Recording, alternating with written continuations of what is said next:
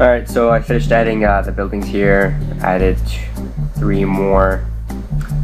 They can be pretty much whatever you want them to be, but I don't want to go too slow here, so I'm going to finish adding the details, some windows and things of that nature. I realize this is kind of boring, so if you stuck around while I was making this, I really do appreciate it, but so I don't want to bore you guys too much. I'm just going to add some windows here. Obviously you can be more detailed and more precise about whatever it is you're looking for, whatever it is you're looking to do, but let's see. Let's get rid of these. Okay, and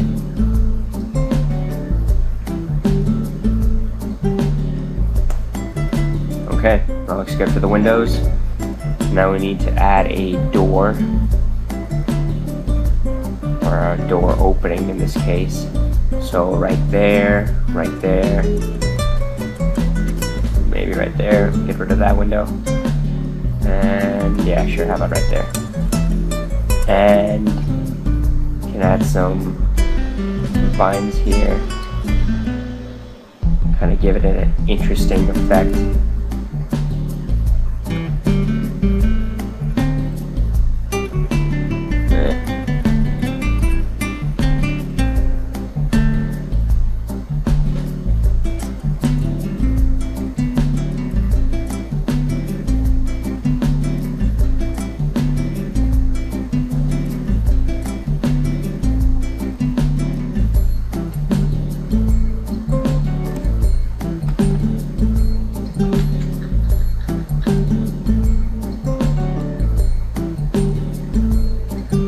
Looks good.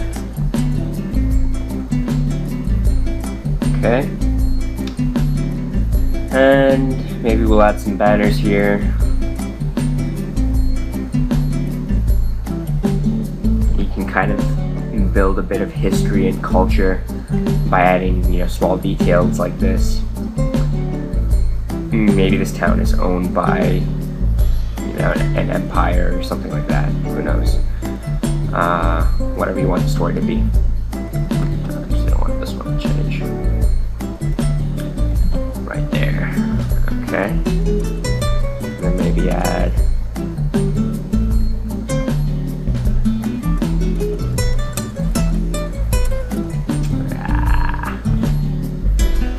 I like to try to be symmetrical if possible. So maybe I can add that in this one right here. Okay, let's add some trees.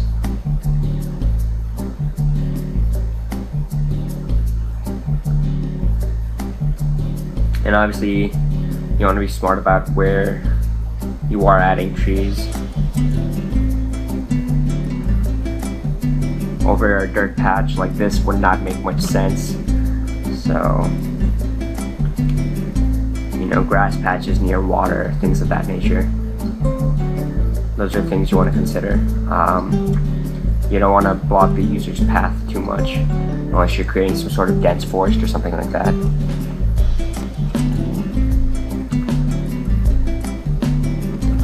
Let's add a different kind of tree. Have some variety in what you're placing. Make it a bit random, make it interesting. You don't want to place the same tree, horizontally 4 times in a row unless, that's the look you're going for. Say you're walking down, I don't know, Castle Garden, that might be the look you're going for, but in a town like this, it doesn't make much sense and it doesn't really look good. So, for a place of this nature, it makes more sense to kind of be a bit more random in placement. You want to be keeping these things in mind depending on what kind of map, depending on what kind of area you're making. If you're making a swamp-like area, maybe you would have more dead trees. But you know, this is a normal town, so I'm not gonna have too many of those. Have some shrubs here. Well, you don't want a shrub floating over your water. That doesn't make too much sense.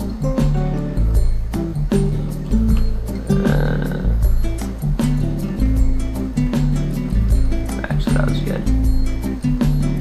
And maybe over here, maybe over here. No. You know, play it by eye. If it looks a bit off in placement, then you can Control Z it. Alright, what else do we want to add? A fence around your farm. Maybe enclose livestock if the NPC has any things of that nature.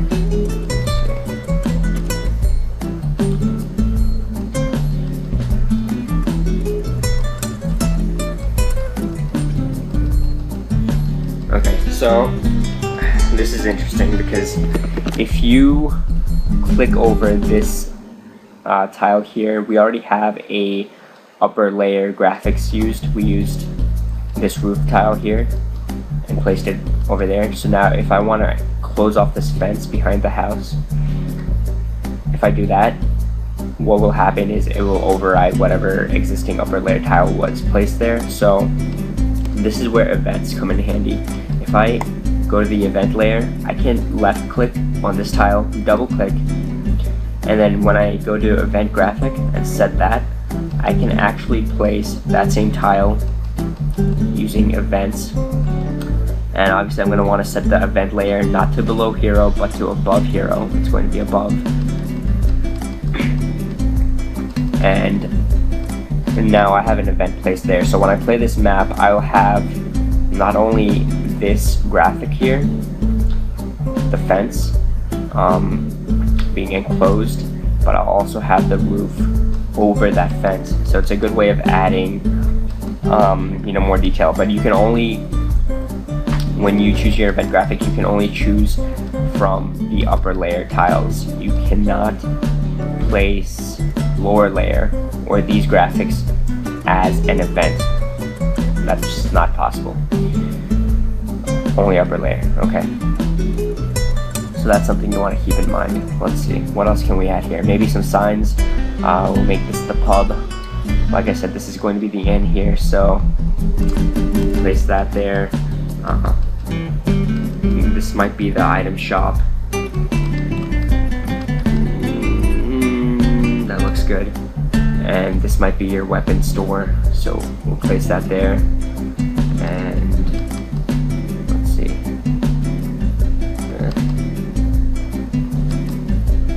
Maybe we can do that. Okay. That looks good.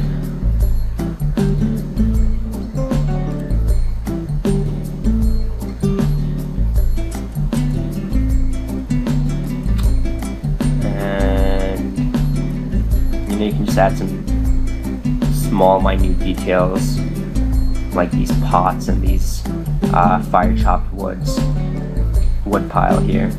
You can add that, random bits, you know, depending on whatever you have available for your chipset. It's always a good idea to give it more of a I don't know, real world feel, I guess. Kind of add, you know, minute specific details. Maybe we'll have a sign over here, and maybe a sign over here. It kind of makes the world you're creating more interesting when you add smaller details. You don't want to overdo it, but you don't want to underdo it either. Okay, this is a chimney here, so we can sort of add that.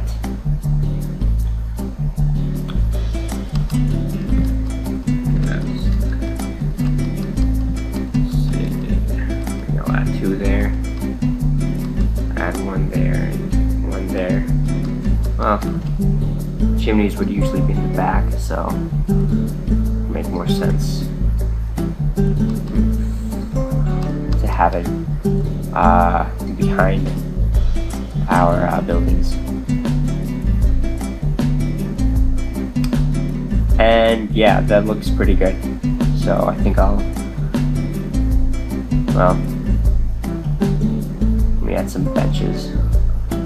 Makes it a bit more interesting.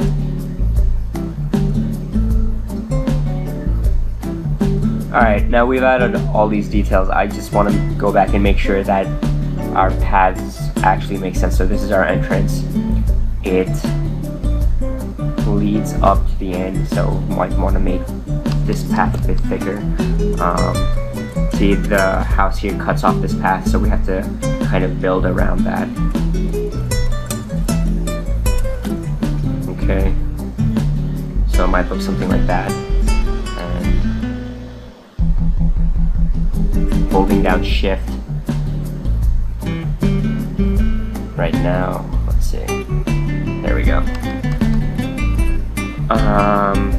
Path leads to our item shop just fine. Path leads here just fine. But the path behind the inn doesn't really make much sense. So let's see. I want to maybe add it like that.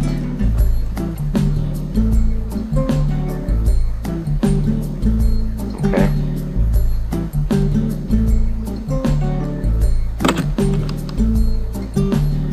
Alright.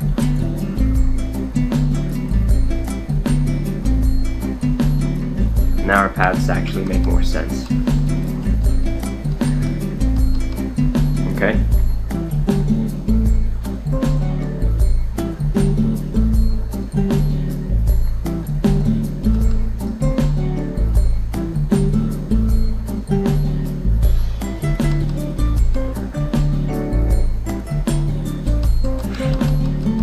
Okay, we'll leave it like that.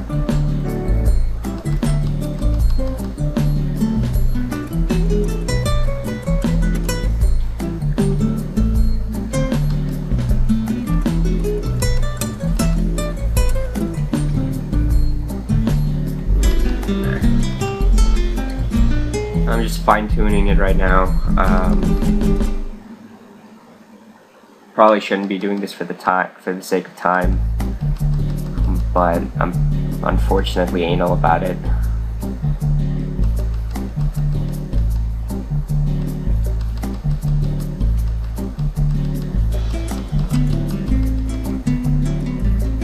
I unfortunately enjoy mapping a bit too much, I think. Okay.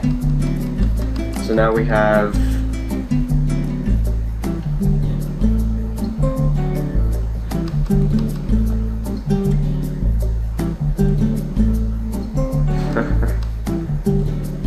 Alright, so now we have our entrance here. We have our exit towards the east. We have our buildings. We have more interesting details like the banner and these pots here, maybe some barrels around the pub,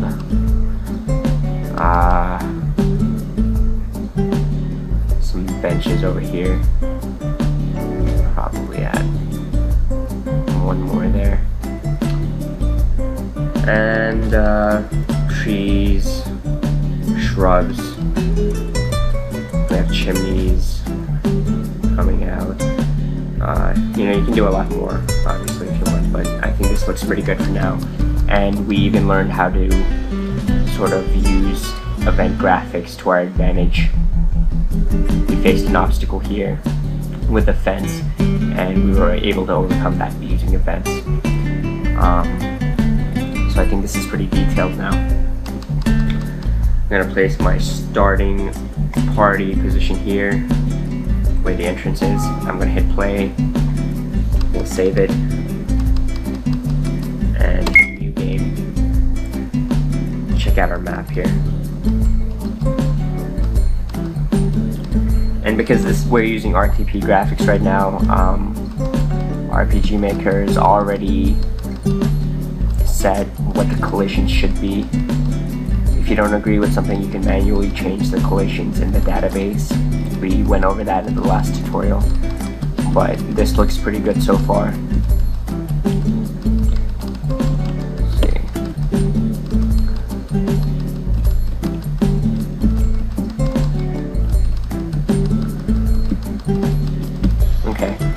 can't go over this pub, or under it I mean, and that's because that's just the way the collision is set. So I have two options. I can either go to the database here, go to town, upper layer, and right now the pub is set to X. I can set it like that and hit OK, and now I'll be able to go under. Or what I could also do, double click in event, go to event mode here, and then double click over that and set the event graphic for this event as pub, and then hit above hero, and that's pretty much going to do the same thing. So if I hit play now,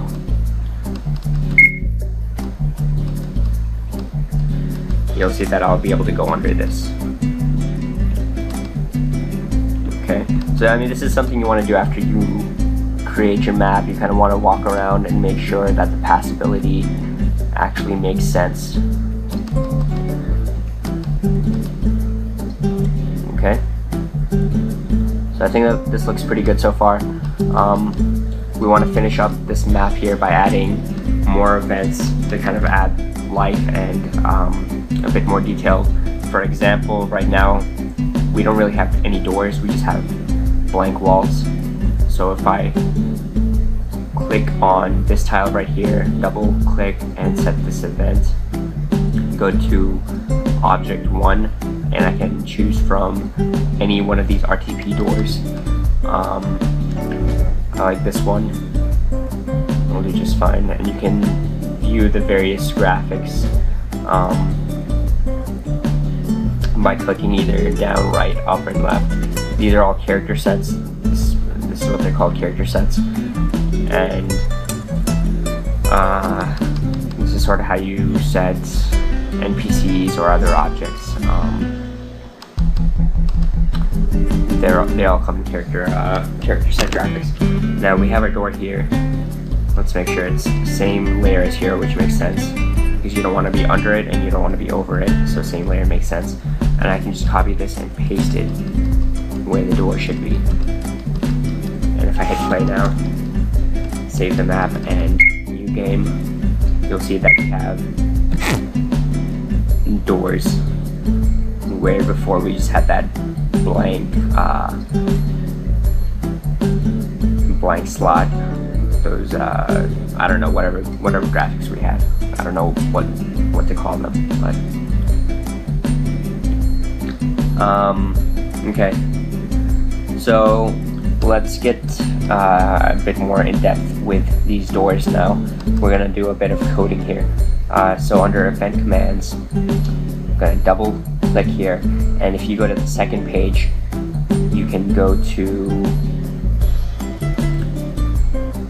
I just want to go second page.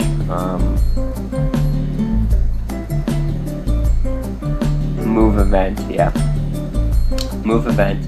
You want to go to this event under using this drop down here, and you're gonna move its face.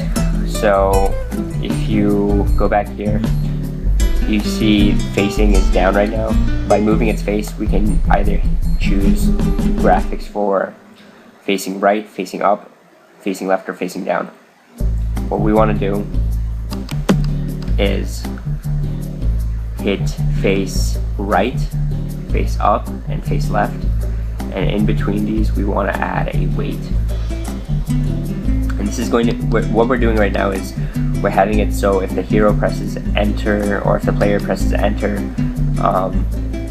facing this door, it's going to open automatically. So we're going to do that, ignore impossible moves, we're going to hit OK, and then we're going to hit proceed with all movements here. And trigger condition is action key. Action key is if enter is pressed, touched by heroes, if the hero presses or touches this door. Collision with heroes, if this door touches the hero. Auto start means that it automatically starts when the game begins, and when the hero is in this map. Parallel process means it's a continuous sort of trigger condition. So we want it to trigger when the enter or action key is pressed. We'll hit OK, and now if we hit play and save, if we press enter now, it'll open slowly like that. And that's why we wanted the graphics preset here. That's why we wanted to place it over this wall. Had we not done that, should I get rid of that? And I hit play now. It's not going to make much sense, see? It'll open up and there will be a wall behind.